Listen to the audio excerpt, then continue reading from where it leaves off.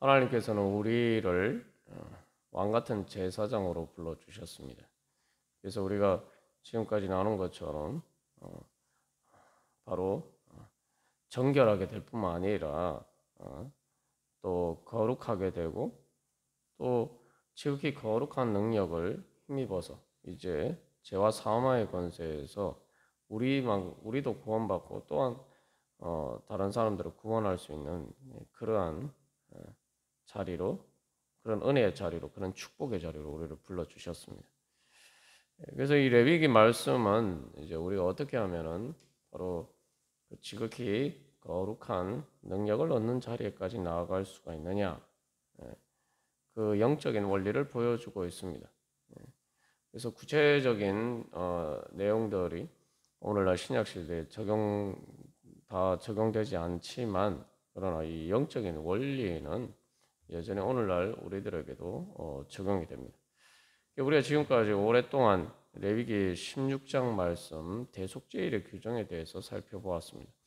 그래서 이 대속죄일 규정은 레위기의 그 중간에 위치할 뿐만 아니라 모세 오경의 중간에 위치하면서 가장 이 모세 오경의 핵심적인 부분이고, 또 모세 오경이 구약 성경에서 가장 중요한 책으로 여겨지기 때문에 실제로 어떻게 보면은 뭐 유대인들에게도 그러하고 또 그래서 우리들에게도 레위기 16장의 말씀이 구약 성경의 가장 중심되는 말씀이라고 볼 수가 있습니다. 신약에서 로마서가 다이아몬드와 같은 그러한 복음의 핵심을 다루고 있는 책인 것처럼 레위기 16장도 이제 바로 그러한 그 내용을 다루고 있죠. 다시 말하면 예수 그리스도의 구속 사건을 예표적으로 보여주는 것입니다.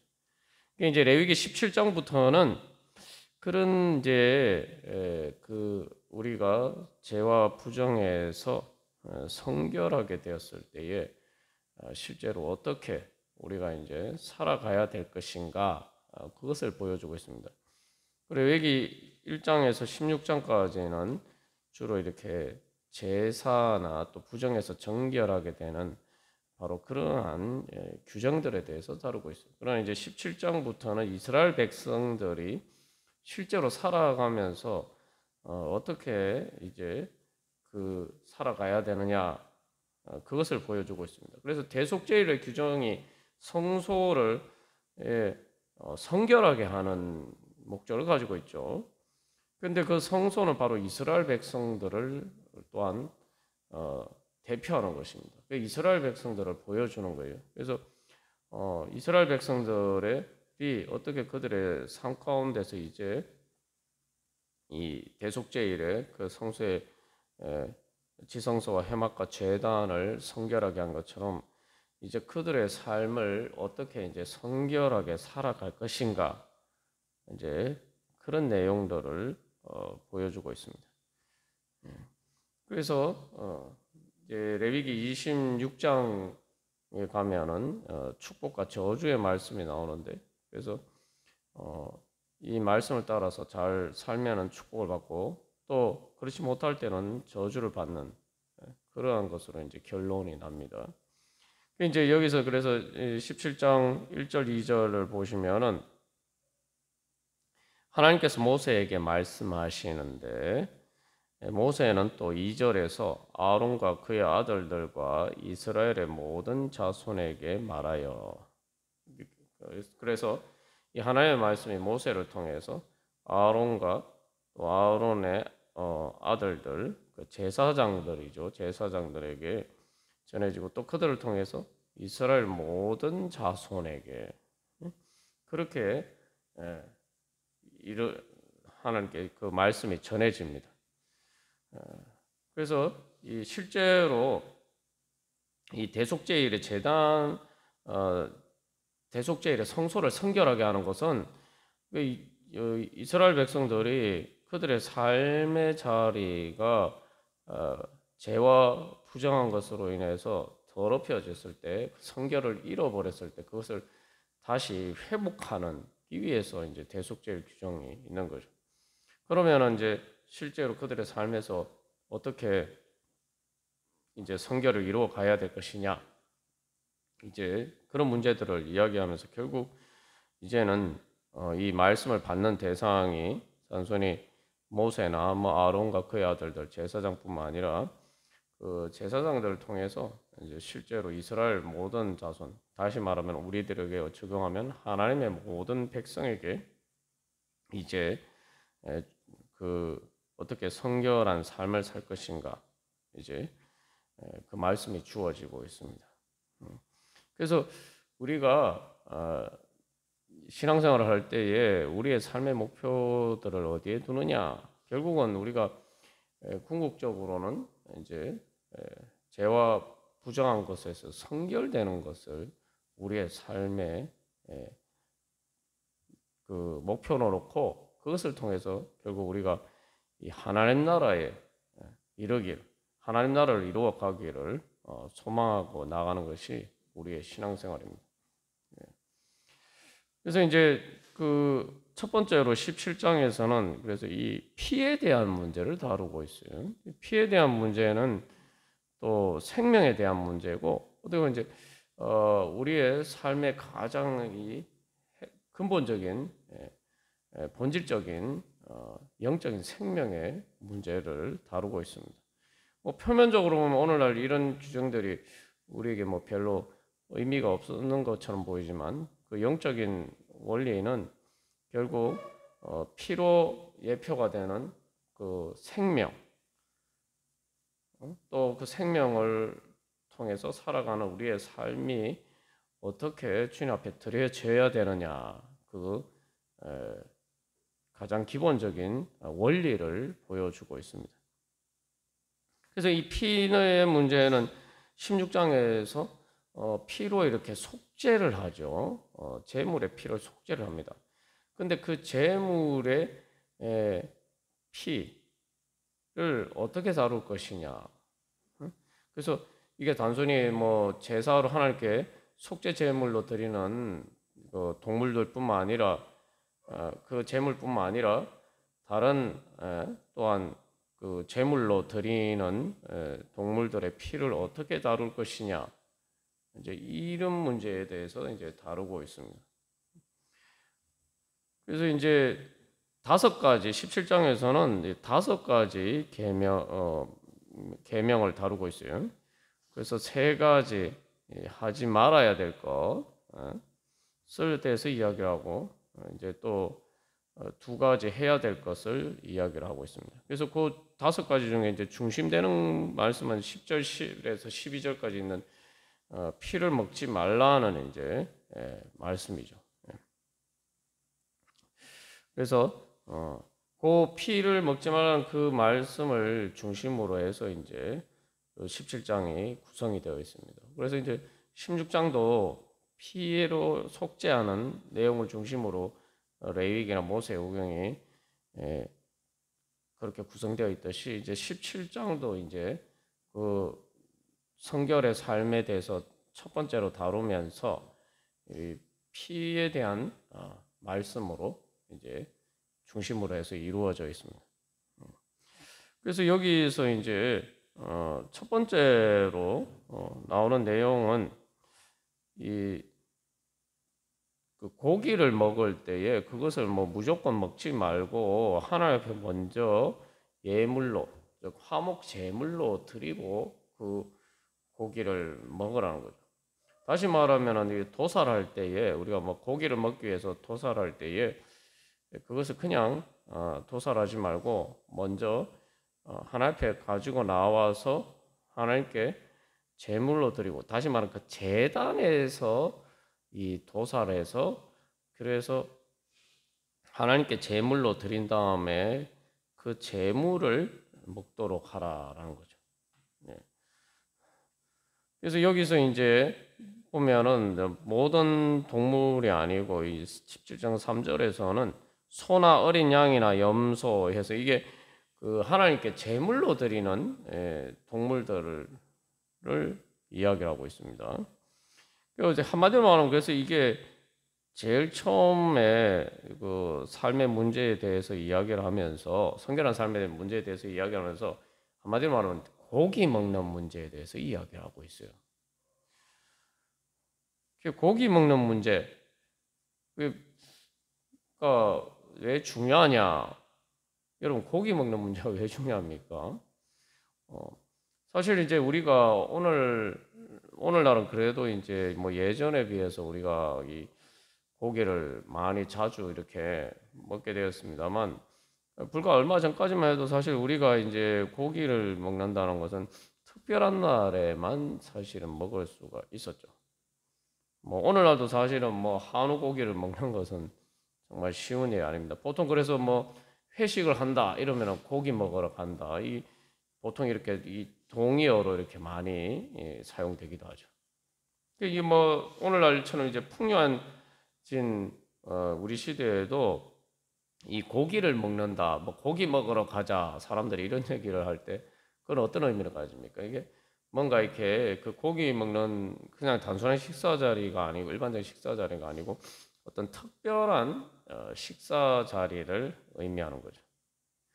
근데 뭐 오늘날도 그러한데 이제 뭐 예전에는 우리가 고기를 먹는다는 게 참 어려운 일이었고 더군다나 이게 시대를 거슬러서 이 뭐 성경 시대에는 더더군다나 그렇겠죠. 뭐 예전 우리도 예전에 뭐 조선 시대 또뭐 사실은 뭐 쌀밥 먹는 것도 사실은 귀했는데 뭐 고기 먹는 거는 더더군다나 그렇죠. 그래서 뭐 동양의 성경 시대는 더더군다나 그렇죠. 이게 고기를 먹는다는 건 진짜 이게 그냥 뭐 일상적인 일이 아니에요. 이게 아주 특별한 날입니다. 이 가족들끼리 모여서 이게 뭐 고기를 먹을 때 특별한 어떤 행사를 할 때에 그렇게 먹는 것이 이제 고기를 먹는 거죠. 그래서 특별히 이제 그런 이제 다시 말하면 이제 한마디로 말하면 고기 먹는다는 것은 잔치를 이야기해요. 잔치를 이야기하고 그 잔치 중에서 사실 이제 예전에 가장 중심이 되는 것은 그냥 잔치가 아니고 이 뭐 오늘날은 이렇게 많이 분리가 됐습니다만 사실은 뭐 우리나라도 이제 제사를 지내잖아요. 제사 지내는 것과 비슷하다고 생각합니다. 그게 이제 그래서 잔치하면 항상 이 어떤 그래서 이 종교적인 예식과 항상 이게 결합이 되어 있어요. 그래서 이 말씀은 사실 이제 그 고기를 먹는데 왜 하나님 앞에 제물로 드려라. 제물로 드리지 않은 고기는 먹지 마라. 고기를 드리려면 항상 하나님께 드리는 제물로서 고기를 먹어야 된다. 이야기를 하는 것은 결국 무슨 의미입니까?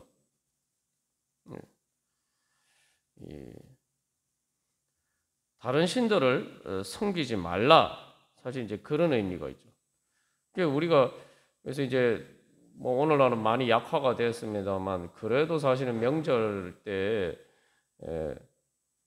이렇게 가족들이 모이는 경우에 아직도 이렇게 뭐 제사나 이런 것들이 사실은 형식적으로나마 그게 이제 사실은 중심에 위치하고 있죠. 그래서 이 모든 사실은 삶의 그런 시간의 흐름, 우리의 시간을 규정하는 것들, 이제 나중에 이제 레위기의 후반부에 보면 절기에 대해서 나옵니다만, 우리도 보면 우리의 절기들도 다 보면은 이 제사를 중심으로 해서 이루어져 있어요. 그러니까 이 말씀은 한마디로 말하면 하나님께 제사를 드리고 다른 신에게 제사를 드리지 말라.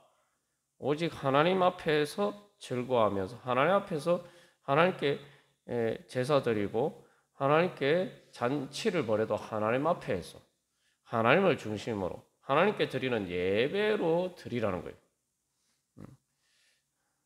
그래서 이게 그렇기 때문에 이게 이제 우리의 삶을 어떻게 성결하게 주님 앞에 드리느냐, 우리의 삶이 어떻게 성결하게 되느냐를 이야기를 할 때 이 규정이 제일 먼저 등장하는 이유가 그래서죠.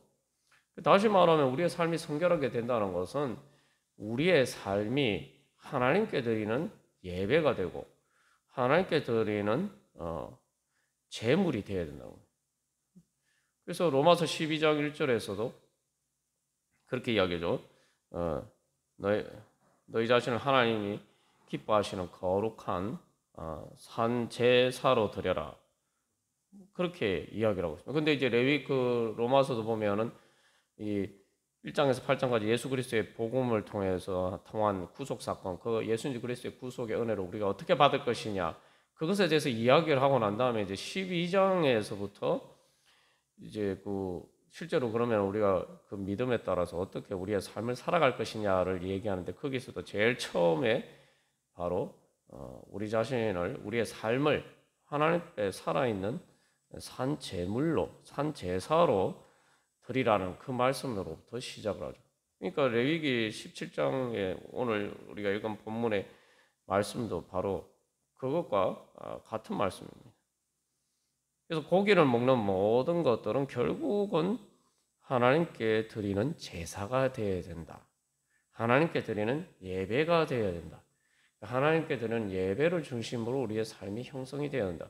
그리고 우리의 삶 자체가 전체가 하나님께 드리는 예배가 되어야 된다. 그 원리를 이야기하고 있는 것입니다.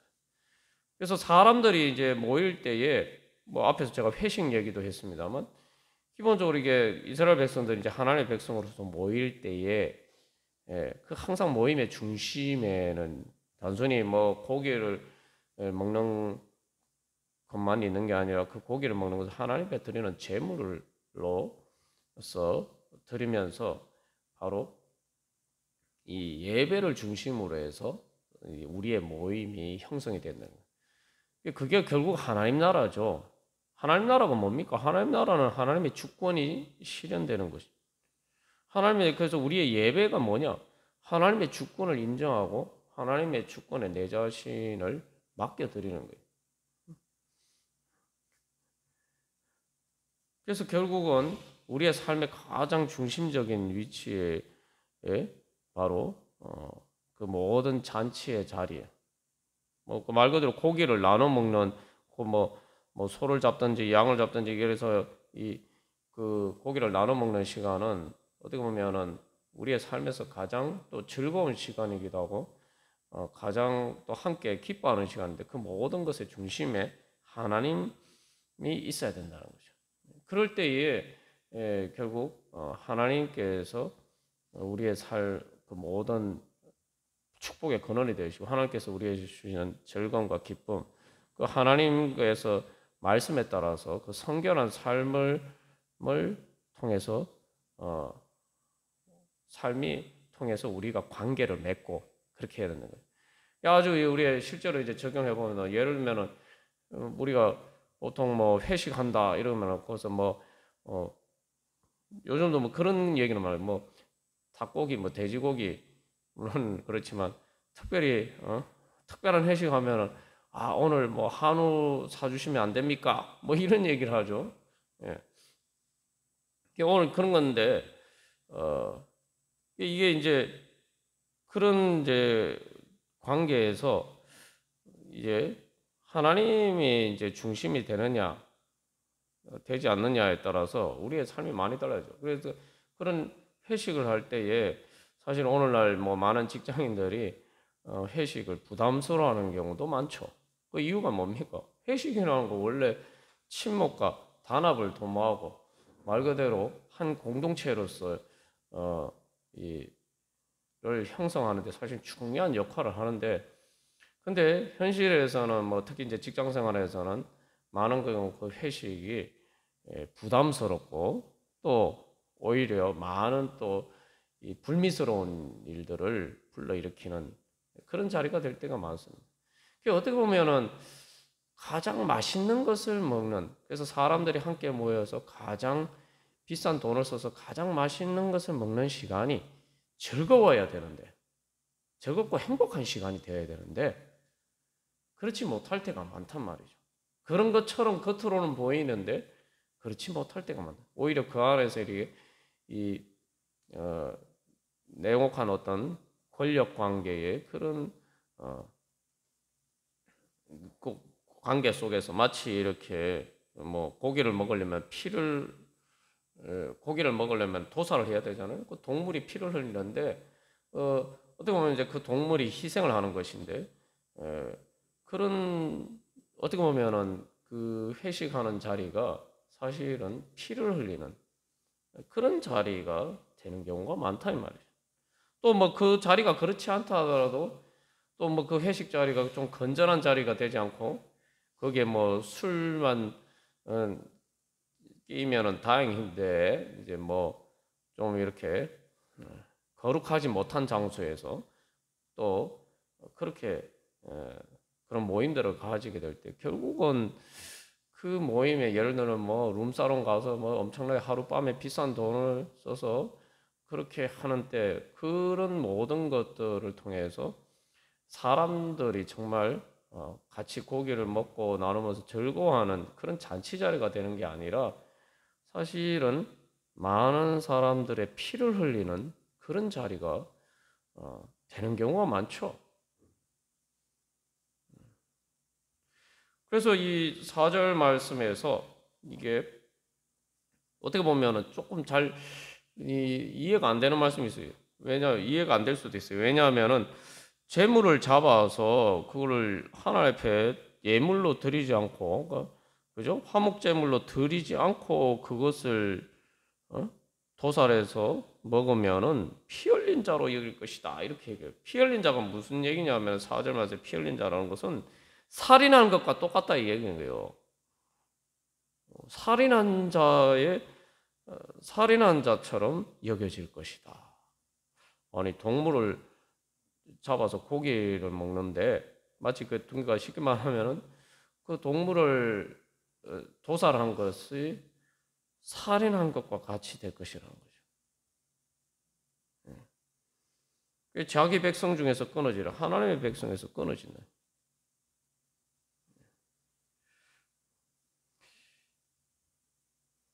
우리가 사실은 이게 무슨 말씀이냐? 뭐 단순히 동물을 사랑하고 아끼란 거냐? 또 그러면 아예 애시당초 뭐 잡아먹지를 마자 채식만 해야 되지. 동물을 잡아먹는데 왜 그게 하나님 앞에 드리지 않고 먹으면은 그게 살인한 것과 똑같다 하냐?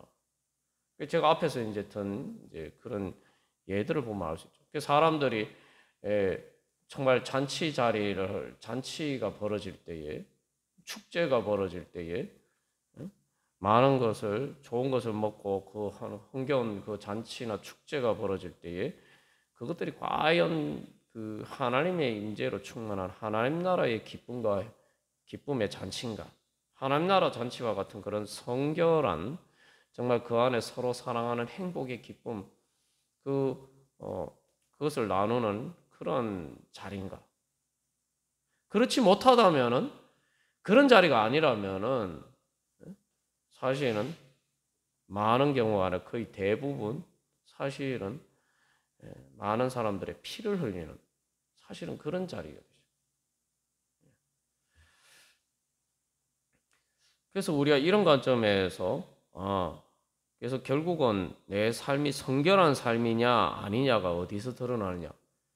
우리가 뭐 먹는 것 중에서 제일 비싼 돈을 써서 먹는 이 고기를 뭐 예를 들면 뭐 아주 요즘식으로 얘기하면 뭐 한우 고기를 먹는다든지 뭐 이런 것처럼 내가 내 삶의 가장 귀한 자리, 내가 가장 나에게 그런 뭐 고기를 먹는 자리와 같은 그런 자리가 내 삶을 어떻게 보면 내 삶의 가장 중심되는 자리가 과연 그것이 하나님께 드리는 예배인가?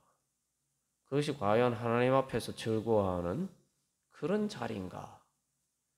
이거부터 제대로 정립을 해야 되는. 그러니까 이 대속죄일 규정에 보면은 이스라엘 백성들 진영 한가운데 있는 하나님의 성소를에 대한 이야기잖아요. 그래서 그 성소를 왜 성결하게 합니까? 성소를 이스라엘 백성들 진영이 둘러싸고 있어요. 근데 이스라엘 백성들 진영에서 여러 가지 죄와 부정한 문제들이 일어나면은 그것들이 그 중심에 있는 바로 하나님의 성소를 더럽힌단 말이죠. 대속죄일은 이제 그것을 정결하게 하고 다시 그 지극히 거룩한 능력까지 회복해서 이제 그 성소가 오히려 반대로 그런 죄와 부정한 그 성소를 둘러싸고 있는 이스라엘 백성들의 진영이 그 죄와 부정한 것들이 성소를 침투해서 성소를 더럽히는 것이 아니라 성소가 지극히 거룩한 능력이 마치 태양빛이 빛나는 것처럼 그 빛이 발산하듯이, 그래서 그 성소의 지극히 거룩한 능력이 이스라엘 백성들 진영에 이렇게 퍼져서 마치 빛을 비추듯이 그렇게 돼서 그 이스라엘 백성들 진영 가운데 죄와 부정의 어두운 것들이 이제 제거가 되고, 그래서 이스라엘 백성 전체가 말 그대로 이사야서 말씀에 일어나라 빛을 발하라 그런 것처럼 정말 온 천하 모든 민족에게 하나님의 영광을 비추는 그런 자리가 되어야 된다는 거죠. 그 하나님 그 목적을 위해서 하나님 백성으로 부르셨어요. 그러면은 이제 성소가 그렇게 중심인데 성소에서 그 하나님의 영광의 빛이 우리에게 삶에 이렇게 비치는데, 그렇게 될 때 그러면은 그걸 정말 그렇게 그것이 우리의 삶에 그렇게 비춰서 우리가 정말 사람들에게, 세상 사람들에게 바로 하나님의 영광의 빛을 반사하는 그런 자리에, 왕 같은 제사장의 자리에 서 있느냐, 그것을 보려면은 제일 먼저 내 삶의 중심의 자리에 하나님이 임재해 계시느냐. 다시 말하면 고기를, 예를 들면 직장 생활할 때도 뭐 직장에서 예를 들면 회식하는 자리와 같은, 그러니까 뭐 우리도 가정에서는 명절에 가족들이 같이 모이잖아요. 그죠? 예. 같이 모여서 같이 모이는 그런 자리. 그리고 또 내 삶에 말 그대로 가장 기쁨 잔치를 벌이는 것과 같은 가장 기쁜 자리. 뭐 예를 들면 우리의 일상에서도, 우리의 삶에서도 예를 들면 뭐 돌잔치라든지 뭐 생일잔치 뭐 또 결혼 뭐 여러 가지 그 잔치들이 벌어지는 그 시간들이 있잖아요. 그게 사실 우리의 삶의 결정적인 순간들이죠. 이 오늘 레위기 17장 1절에서 7절 말씀은 그런 내 삶의 가장 결정적인 자리에가 바로 하나님 앞에 드리는 참된 제사냐, 하나님 앞에 드리는 예배의 자리느냐. 다시 말하면 그런 자리가, 그래서 정말 하나님의 나라가 임재하는 바로 그러한 자리냐, 그걸 점검해 봐야 된다는 얘기예요. 그래서 이제 이 4절에 보면 우리가 주목해야 될 문구가 있습니다. 회막문으로 끌고 가서 여호와의 성막 앞에서라고 이야기하고 있어요. 그래서 요게 이제 특별히 4절에서 9절까지 말씀에서 이제 야훼, 이거 여호와죠. 야훼라는 말이 7번을 사용됐어요. 그러니까 한 번, 두 번이 아니고 7번을 사용했는데, 그거는 상당히 이제 그 의도가 들어있는 거죠. 7번 완전하게. 그래서 하나님이 중심이 된다. 완전히 하나님 앞에 드려야 하는 완전한 하나님의 임재로 충만한, 하나님께 드리는 완전한 예배가 되어야 된다. 온전한 예배가 되어야 된다.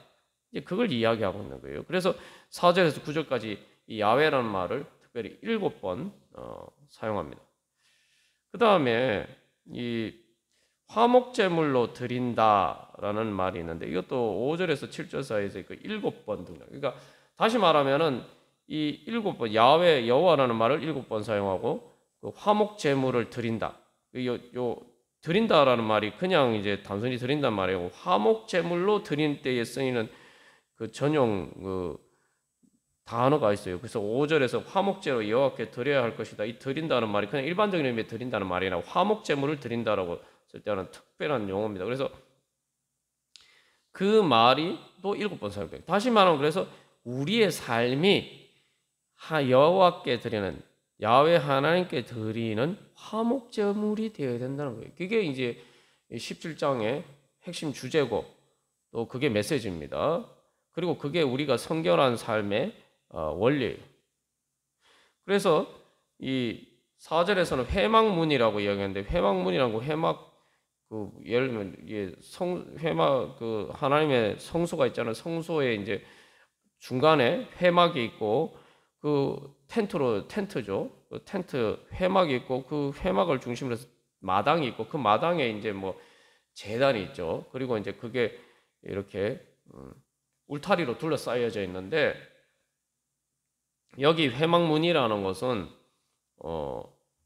저기 그 회막을 들어가는 그 휘장을 얘기하는 게 아니에요. 그 회막 입구라는 얘기인데 회막 앞이라는 말과 비슷한 말이에요. 그래서 요거 제단을 얘기하는 거예요. 그 앞에 제단이 있는 곳을 얘기하는데 근데 이제 그 회막이 어떤 곳이냐면은 어떻게 얘기하냐면 여호와의 성막이라고 이야기하고 이것도 아주 그냥 단순히 뭐 그냥 반복하는 게 아니고 회막이 그죠? 회막 문이 바로 여호와의 성막 앞이 되어야 된다는 거예요. 회막이란 건 이름이 뭡니까? 말 그대로 영어로 텐트 오브 미팅이라는 건데 문자 그대로 옮기면 그런 말이죠. 원문을. 그래서 우리말로 이제 회막 모일 회자 써가지고 회막 텐트가 막이죠. 그래서 텐트 오브 미팅인데 그 하나님과 우리가 만나는 곳인데 그 하나님과 우리가 만나서 어떻게 되냐? 하나님과 우리가 만나서 만나는 그 장소가 여호와 하나님의 성막이 되어야 된다는 거예요. 성막이라는 것은 하나님의 임재를 상징하는 거다. 특히 이제 성막이라는 표현으로 성막이라는 번역된 말은 하나님의 임재를 이야기할 때 쓰이는 말이에요. 그래서 하나님의 임재, 그래서 하나님과 우리가 만나는 곳이지만 그곳이 바로 하나님이 그래서 우리 가운데 임재하시는 곳이 돼요. 이게 중요한 것은 그냥 성막이 아니고 하나님의 성막, 여호와의 성막, 야훼 하나님의 성막이 되는 거예요. 주인이 하나님이 되셔야 된다는 거죠. 앞에서 이제 그 16장 대속죄의 성소가 우리의 삶을 이제 예표적으로 보여준다고 우리가 나눴지 않습니까? 그러면은 이게 무슨 말입니까? 우리의 삶의 자리가 하나님과 우리가 만나는 회막이 되어야 돼요. 그리고 그것을 통해 그렇게 되려면은 하나님과 우리가 만나려면은 우리가 하나님의 주권을 인정, 하나님께 우리 자신을 산제물로 드리고 그래서 하나님께서 우리 가운데 지극히 거룩하신 하나님께서 우리 가운데 임재하시는 우리의 삶이 여호와의 성막이 되어야 된다.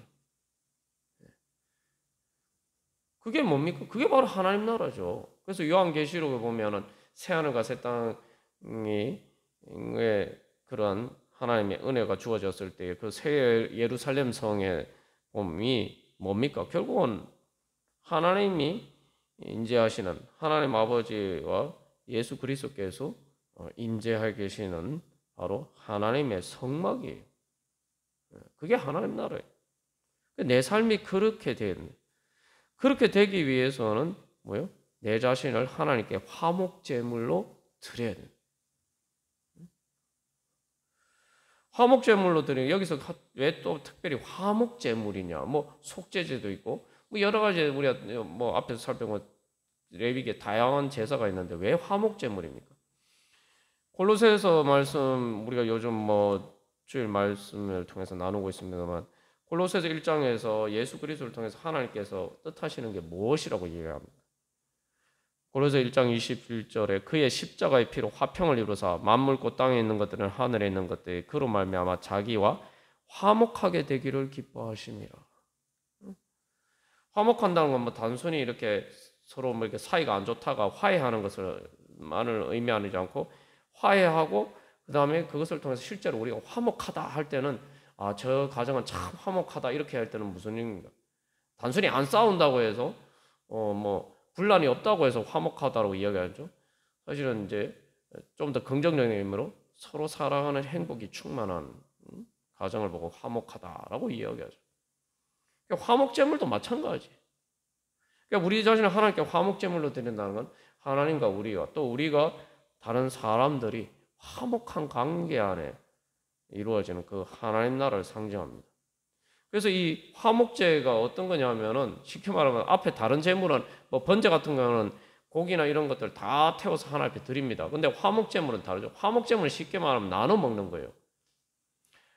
그 고기를 하나님 앞에 드리는 게 아니고 뭐 기름이나 이런 부분들은 그 6절 말씀에 있는 것처럼 뭐 그런 것들은 하나님께 불살라 드리고 피는 쏟아져 내는데 고기는 제사장들과 그 제사 드린 사람과 그리고 그 공동체가 같이 쉽게 말하면 고기를 나눠 먹는 거예요.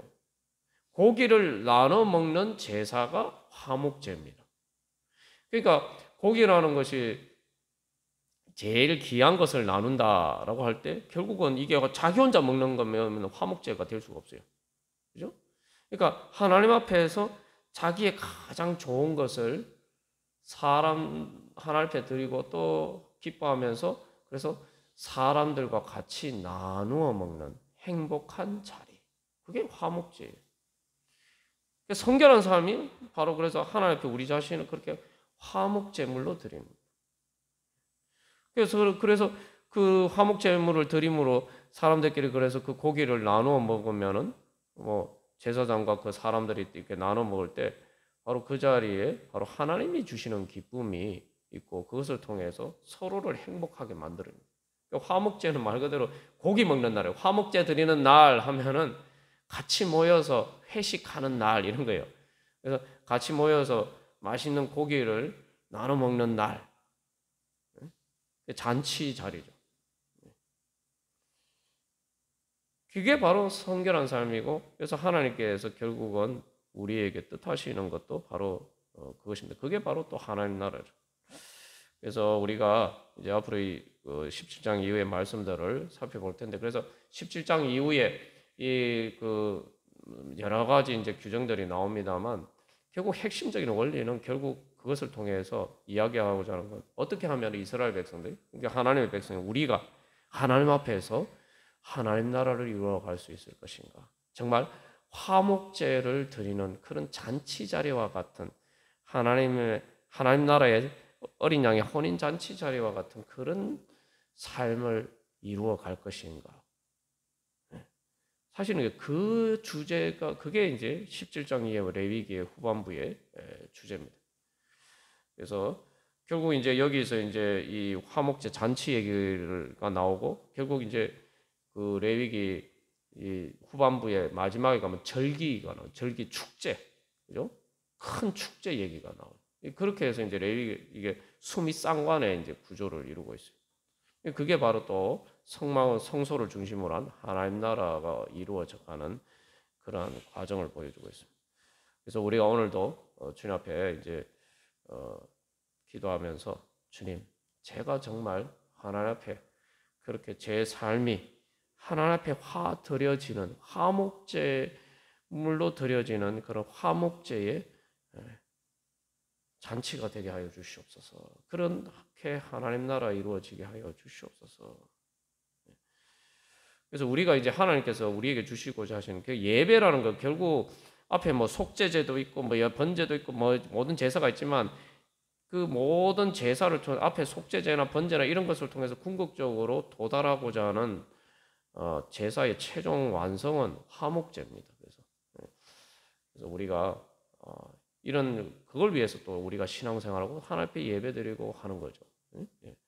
우리가 다시 한번 그런 소망으로 주님, 제 삶이 정말 성결한 삶이 되게 하여 주시옵소서. 제 삶이 정말 하나님과 만나는 바로 하나님의 성막, 여호와 하나님의 성막, 예수 그리스도의 성전이 되게 하여 주시옵소서. 그래서 하나님 앞에서의 정말 어린 양의 혼인잔치와 같은 그러한 화목제와 같은 그런 삶의 산제사로 주여 드려지게 하여 주셔서 하나님 나라 이루어지게 하여 주시옵소서. 우리 함께 기도하겠습니다.